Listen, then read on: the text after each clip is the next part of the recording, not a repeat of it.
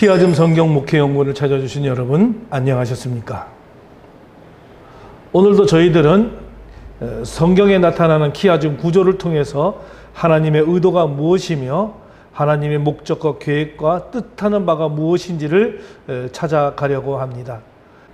여러분께서 우리 유튜버를 사랑해 주시고 함께하여 주심에 진심으로 감사를 드립니다. 이 유튜브 영상은 여러분들에게 제공되어지는 것이 시간이 그렇게 긴 시간은 아닙니다. 그래서 혹 이 내용들이 충분하지는 못하며 그래도 핵심적인 내용들만 골라서 여러분들에게 전해주고 있습니다. 때문에 여러분들이 좀 더 이런 내용들에 대해서 좀 더 깊이 이해하고 좀 더 심도 있게 이것을 알고자 하시는 분들은 저희들 매주 목요일 날은 키아즘 성경으로 세미나를 성경 전체를 통해서 연구하고 서로 나누고 있는 그런 시간을 갖고 있습니다. 그렇기 때문에 매주 목요일 오전 10시부터 2시까지 이 내용들을 이야기하고 있으니까 여러분들이 방문해 주시면 여러분들이 이 키아즘 구조에 대해서 좀 더 상세하게 알 수도 있고 성경 전체의 흐름에 대해서도 잘 이해가 할 수가 있습니다. 우리가 페트라 신학대학교에서는 학생 모집을 하고 있습니다. 여러분들 관심이 있으시면 학사과정 또는 석사과정, 박사과정 이렇게 있고 모든 것들은 사이버로 공부를 운영되고 있습니다.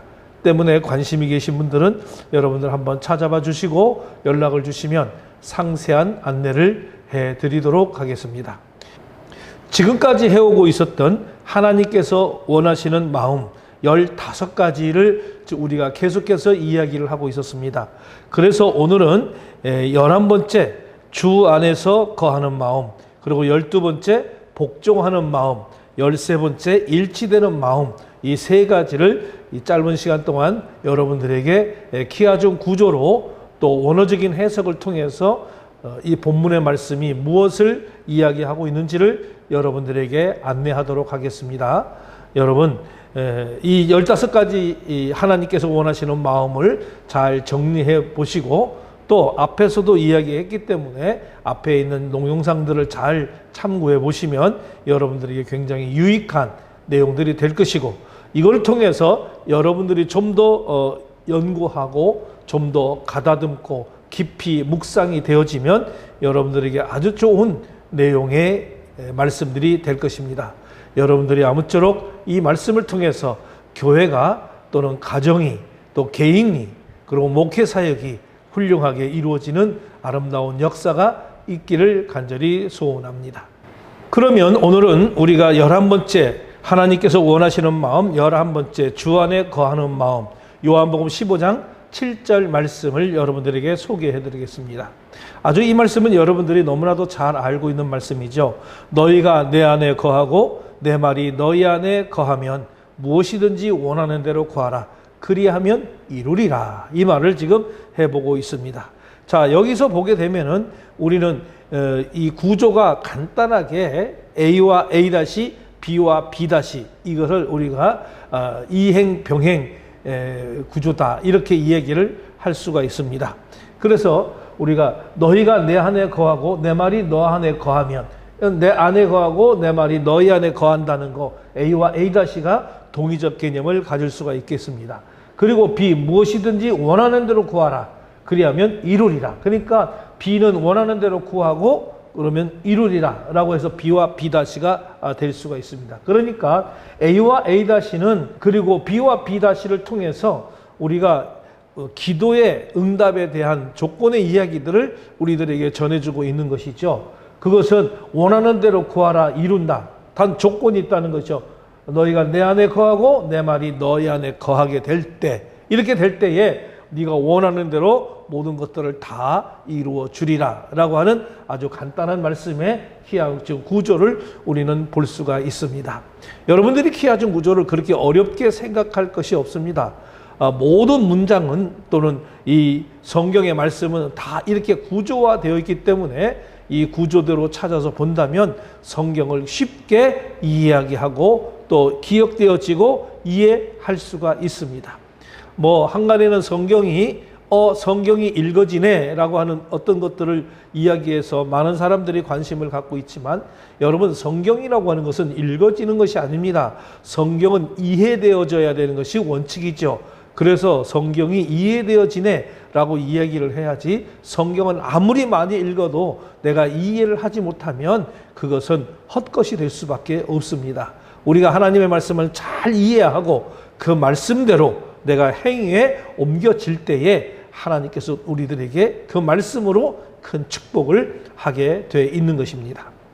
그러므로 오늘 이 본문은 그리스도와의 연합한 자들에게 주어지는 아주 놀라운 축복에 대한 말씀이라고 이렇게 말씀을 드릴 수가 있습니다. 아니, 뭐 따지고 보면 놀라운 하나님의 축복의 약속이지요. 그리스도와 연합한 자의 그 기도가 지닌 그 능력을 알게 해주는 말씀이 오늘 요한복음 15장 7절의 말씀이 옳습니다. 그런데 그리스도와 연합을 본절은 앞선 내용들과 다소 다르게 규정하고 있다고 하는 사실입니다.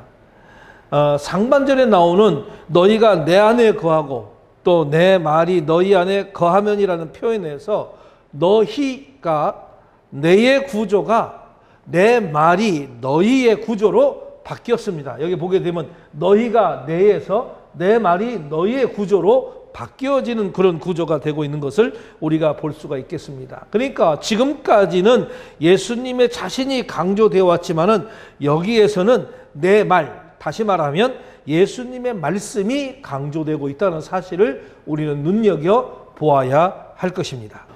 오늘 이 본문은 성육신하신 예수님께서 그 가운데 거하는 사람들은 무엇이든지 원하는 것을 구하도록 허락받았고, 하나님께서 그대로 이루실 것이라고 하는 그 약속 또한 받았음을 보여주고 있는 말씀이죠. 그래서 오늘 이 본문의 말씀을 정확하게 원어로 직역하자면 언제든지 너희가 원할 때에는 구하라, 또는 너희가 원하는 것을 무엇이든지 구하라, 이런 이 얘기가 될 수가 있습니다. 따라서 본문은 우리가 기도의 응답에 대한 그런 예수님의 조건이라고 말할 수가 있지요.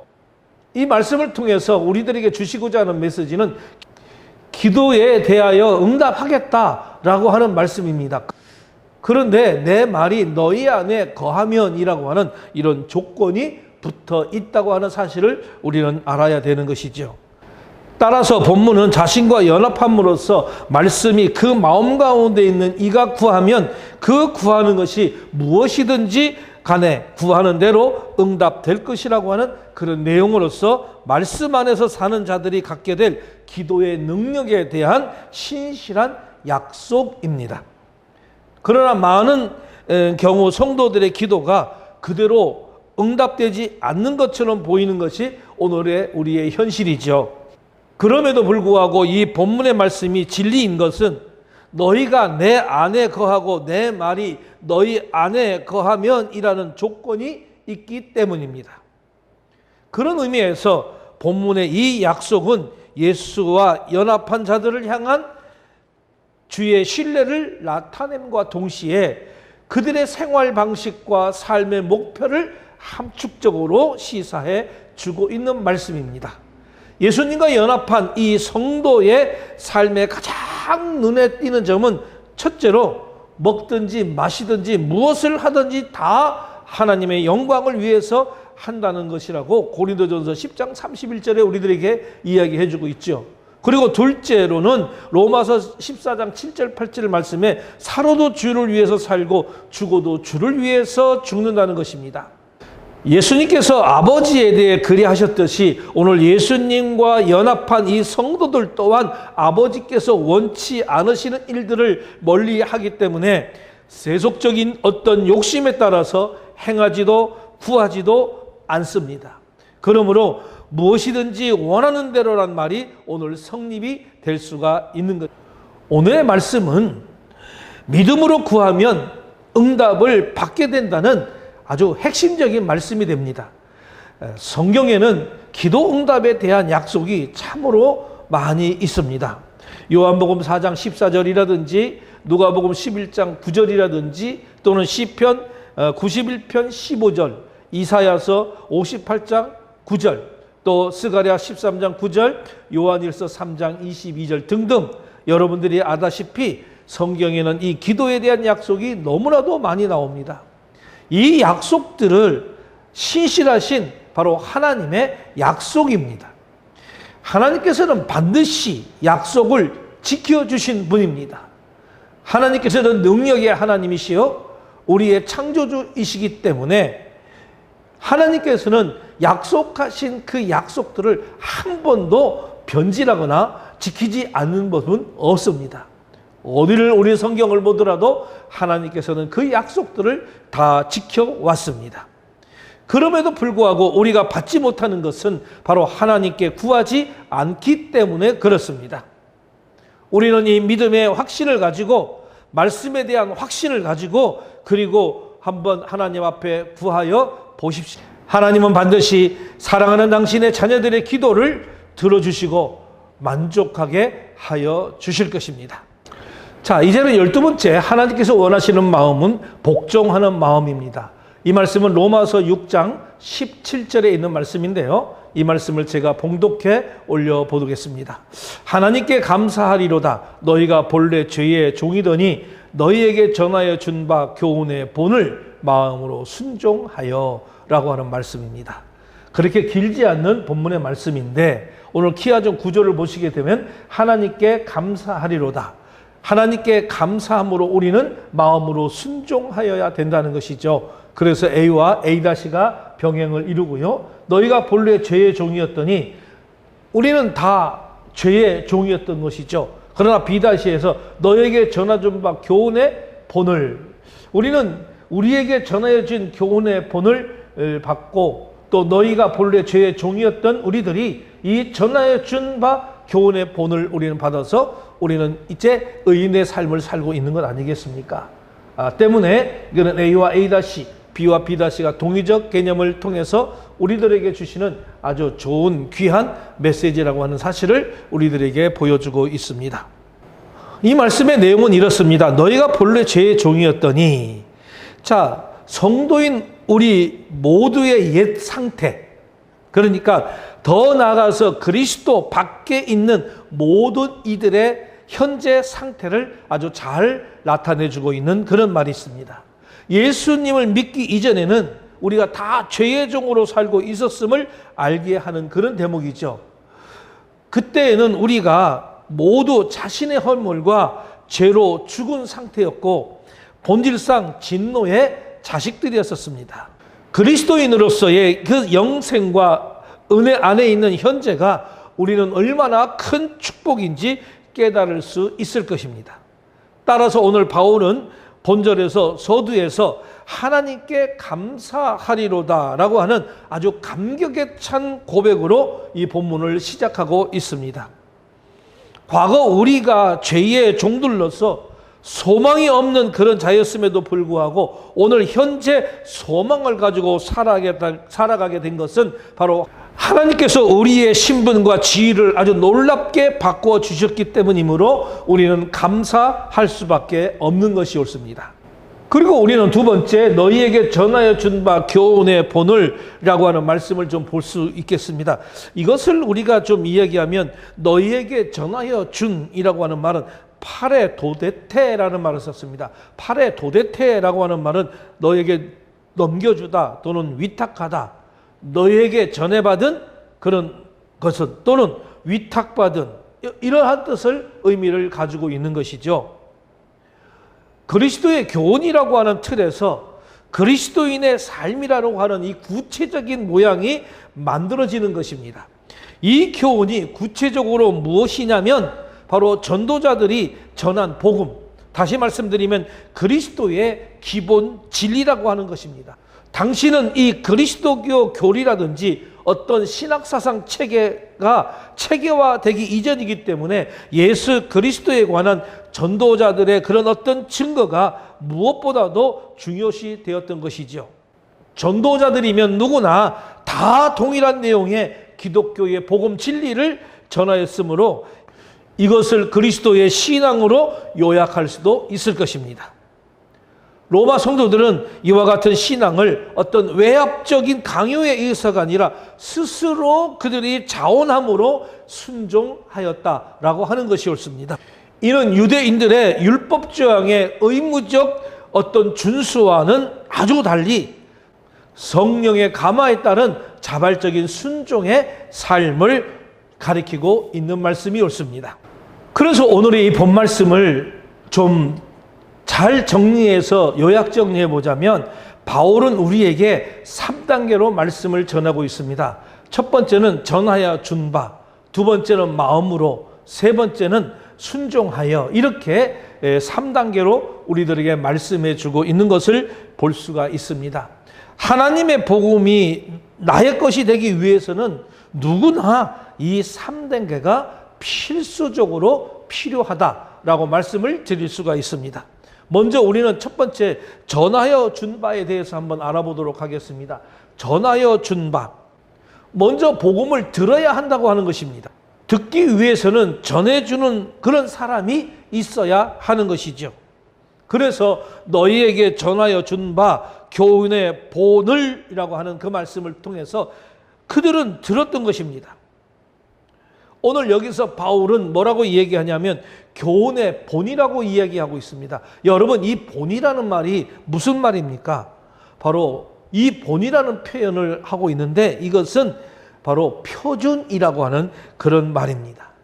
이 표준이라고 하는 것, 본, 이것은 세월이 지나도 변하지 않는 것을 우리는 표준 또는 본, 이렇게 이야기를 하고 있는 것이죠. 그러니 오늘 이 교훈의 본이라고 하는 것은 교훈의 표준을 이야기하고 있습니다. 두 번째는 마음으로라고 합니다. 이 마음으로부터 믿음이 생기게 된다는 것이죠. 우리가 로마서 10장 9절과 10절을 잠시 보도록 하면 거기에는 이런 말씀이 기록되어 있죠. 내 마음에 믿으면 구원을 얻으리니 사람이 마음으로 믿어 의에 이르고 입으로 시인하며 구원에 이르느니라. 이렇게 말씀하고 있습니다. 이 단계를 들어서 아는 것을 마음으로 믿는 단계다. 그렇게 말씀을 드릴 수가 있는 것이죠. 세 번째, 우리가 순종하여라고 하는 말은 바로 순종하는 단계입니다. 이것은 우리가 실천 단계라고 말할 수가 있어요. 바로 이것을 우리는 의지적 단계라고 그렇게 말을 할 수가 있습니다. 들어서 아는 것을 마음으로 믿고 그것을 온 힘을 다해서 순종하는 그런 단계를 말씀을 드리는 것이죠. 죄의 종된 사람들이 의의 종이 되기 위해서는 이와 같은 세 단계를 거쳐야 되는 것입니다. 이것을 우리는 지정의적인 믿음이라고 그렇게 말씀을 드릴 수가 있습니다. 오늘 그러면 한번 이것을 보겠습니다. 우리가 교훈의 본이라고 하는 것은 지적인 면을 가리키는 것이고요. 마음으로라고 하는 것은 정적인 면을 가리키는 것이고, 순종하면이라고 하는 것은 의지적 면을 가리키고 있습니다. 이 모든 것이 충족이 되어야 바로 균형 잡히고 조화 있는 그런 신앙인이 우리가 될 수가 있는 것입니다. 하나님께서 요구하시는 그 믿음은 바로 지정의가 조화를 이루는 아주 전인격적인 믿음이라고 하는 것을 말씀을 드릴 수가 있는 것이죠. 우리 모두는 오늘 신앙의 이 전인격적으로 온전히 성숙할 수 있기를 간절히 소원합니다. 지적으로, 감정적으로 또는 의지적으로 우리가 성숙되어서 그리스도의 장성한 분량에 이르기까지 우리가 신앙이 성장하는 우리 모두가 되시기를 간절히 소원합니다. 하나님이 원하시는 13번째 마음은 바로 일치되는 마음입니다. 이 일치되는 마음은 빌립보서 2장 2절의 말씀을 여러분들에게 봉독해 올립니다. 마음을 같이하여 같은 사랑을 가지고 뜻을 합하며 한 마음을 품어라고 하는 말입니다. 여러분, 키아준 구조를 잠시 보겠습니다. 여기에 보면 마음을 같이하여 라는 말과 한 마음을 품어라고 하는 말을 우리가 동의적 개념으로 볼 수가 있겠죠. 그 다음에 비와 비다시는 같은 사랑을 가지고 그것을 뜻을 합한다라고 해서 이것을 비와 비다시로 우리는 볼 수가 있는 것이죠. 그러니까 마음을 같이 하고 한 마음을 품는 것, 그 다음에 사랑을 가지고 뜻을 합하는 것, 이렇게 우리가 같이 이야기를 할 수가 있습니다. 그리고 이렇게도 이야기할 수 있습니다. A와 B를 마음을 같이 하고 같은 사랑을 가지는 것, 그러니까는 마음을 같이 하는 것과 사랑을 같이 하는 것을 하나의 동의적 개념으로 A와 A-로 볼 수가 있고요. 그 다음에 뜻을 합하는 것하고 마음을 품어라고 하는 것을 또 같이 볼 수도 있는 것입니다. 그래서 그걸 B와 B-로 우리는 볼 수가 있겠죠. 이런 구조를 합치면 뭐라고 그러냐면 병행순환 구조다, 이렇게 말씀을 우리는 드릴 수가 있습니다. 그러면 이 말씀은 우리들에게 어떤 교훈을 주고 있는가? 마음을 같이 하여라고 하는 말을 보면 프로네테라는 말입니다. 이 프로네테. 자, 오늘 이 본문에서는 첫 번째 권면으로서 같은 마음과 같은 사랑을 가지고 일치 협력할 것을 오늘 당부하고 있는 것이죠. 여기서 마음을 같이 하여라고 하는 말을 우리가 원어로 번역하면 토 아우토 프로네테라고 하는 그런 말씀입니다. 이거를 직역하면 이렇습니다. 같은 것을 생각하다라고 하는 것이죠. 이거는 바울의 서신에서 아주 자주 나오는 표현입니다. 빌립보서 4장 2절이라든지 로마서 12장 16절이라든지 또는 15장 5절, 고린도서 13장 11절 같은 곳에 아주 나오는 말씀입니다.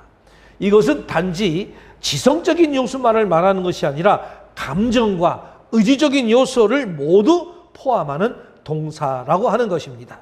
자, 여기에서 성도 상호 간에 그런 지성과 감정과 의지 모두에 있어서 일치 협력함을 권하기 위해서 바울은 이 동사를 사용하고 있는 것이죠.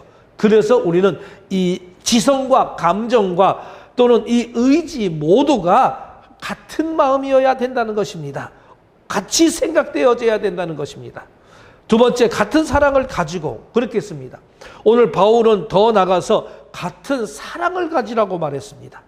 이 같은 사랑은 교회를 위한 그리스도의 자기 희생적 사랑을 말하고 있는 것이죠. 그리스도께서 보이신 그런 아가페 사랑을 가질 때 우리 교회들은 분쟁과 분열을 극복하고 그리스도 안에서 아름답게 하나로 세워질 수가 있다라고 하는 것이 옳습니다.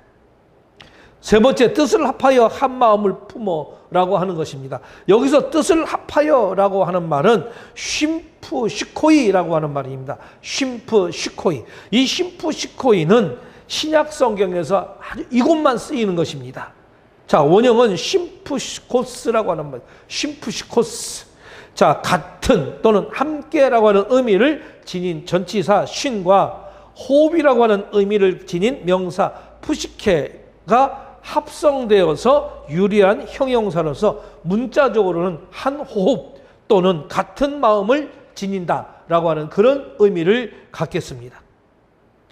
그리스도 안에서 한 지체로서 공동체를 이룬 성도들은 각각의 개성이 다 다르고 또는 출신 배경이 다 다릅니다.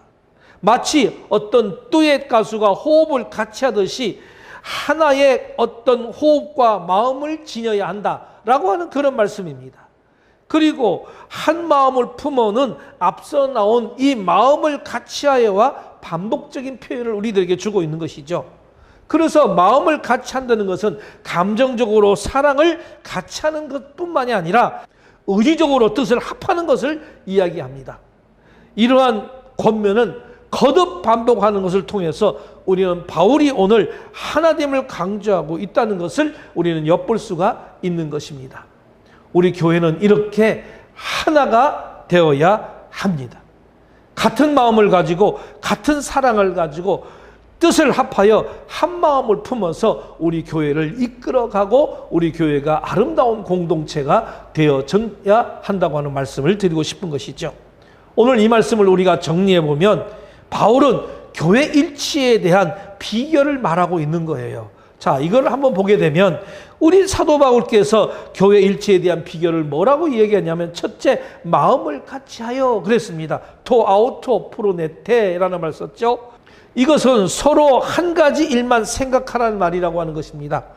또 같은 생각을 하라고 하는 그런 말씀이 옳습니다. 우리 성도들은 같은 생각의 대상이 무엇입니까? 바로 예수 그리스도입니다. 모두가 그리스도의 한 분만을 생각하면 마음이 서로 같아지는 것입니다. 그러나 그리스도의 사랑이나 교훈을 생각하지 않고 각자 자신의 이해와 그 취향만을 생각한다면 결코 같은 마음을 품을 수가 없는 것이죠. 두 번째로 같은 사랑을 가지고 아우테 아가펜이라는 말을 썼습니다. 이 말은 같은 사랑이라고 하는 것은 사랑의 대상이 일치해야 한다라고 하는 그런 뜻이었습니다. 그 사랑의 대상이 누구입니까? 바로 예수 그리스도입니다. 성도들이 연합하여 사랑할 대상은 이 세상에서 예수 그리스도 한 분밖에 없다고 하는 것입니다. 성도들이 한 마음으로 예수 그리스도를 사랑해야 성도의 영혼도 하나가 될 수가 있는 것입니다. 세 번째는 뜻을 합하라는 것입니다. 이건 심프시코이라는 말을 썼다고 했습니다. 자, 뜻을 합하여라고 하는 말은 영혼을 같이 하여라고 하는 그런 말씀이었습니다. 그러니까 영혼을 같이 한다고 하는 말은 지식과 감정과 의지, 그러니까 전인적으로 그 뜻을 같이 하는 것을 가리키는 것이죠. 우리가 지식으로만 같이 하는 것은 부족합니다.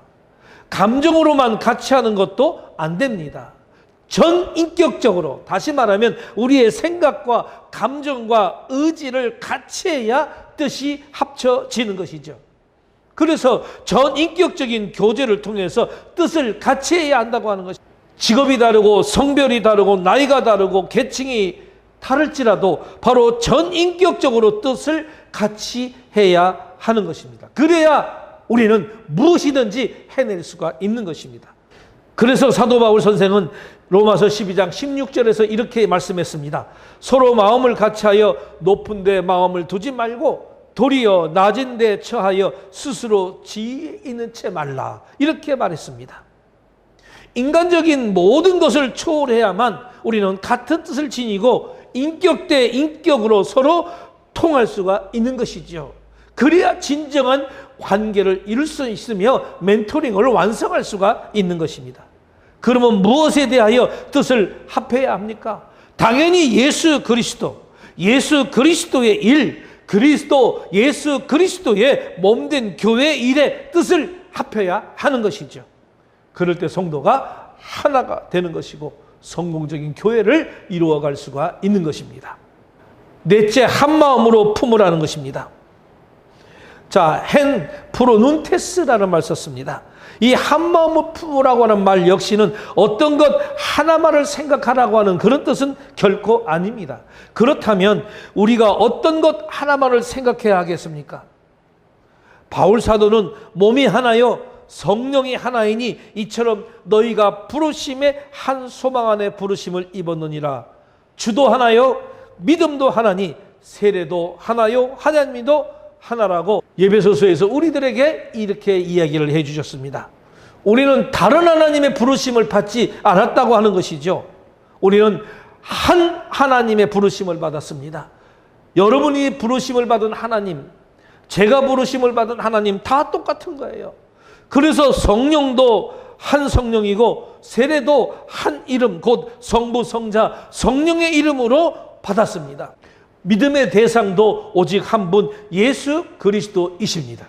그러므로 우리 모두 그리스도를 믿는 신앙 안에서 같은 마음을 품어야 마땅한 것이라고 말씀을 드리는 것이죠. 우리는 하나님과 예수 그리스도를 향한 생각과 이 목표에서 일치된 마음을 가져야 합니다. 그러므로 성도들이 하나 되어서 교회가 힘을 지니게 되는 것이고 이 나라와 민족과 사회를 위해서 하나 힘찬 목소리를 낼 수가 있는 것입니다. 성도들이 하나가 되어야 사단의 시험도 물리칠 수가 있습니다. 하나 되어야 세상의 유혹과 시험을 이기고 교회를 부흥시킬 수가 있습니다. 여러분 지금 현실은 어떻습니까?